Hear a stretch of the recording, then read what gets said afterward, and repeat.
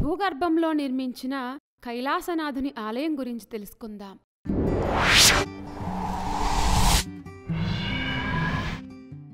ధర్మరాజేశ్వర దేవాలయం. ఈ ఆలయం మధ్యప్రదేశ్లోని మందసౌర్ జిల్లాలోని గరౌద్ తహసీల్లో ఉంది. ఈ దేవాలయం మొత్తం రాతితో కట్టబడింది.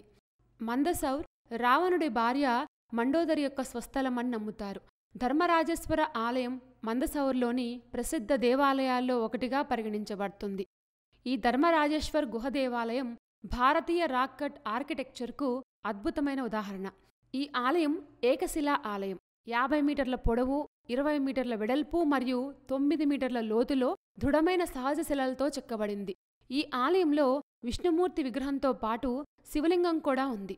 ప్రవేశద్వారం వద్ద విష్ణు భగవానుడు మరియు లక్ష్మీదేవి యొక్క చెక్కబడిన చిత్రాలతో అద్భుతంగా ఉంటుంది. ఈ మందిరం యొక్క శిఖరం ఉత్తర భారత శైలిలో ఉంటుంది. ఒక పెద్ద పిరమిడ్ ఆకారంలో ఉన్న ఆలయం మధ్యలో 14.53 మీటర్ల పొడవు మరియు 10 మీటర్ల వెడల్పుతో ఉంటుంది. ప్రధాన ఆలయంలో సభామంటపం మరియు మంటపంతో కూడిన గర్భగుడి కూడా ఉంది. గర్భగుడి చుట్టూ 7 చిన్న దేవాలయాలు ఉన్నాయి.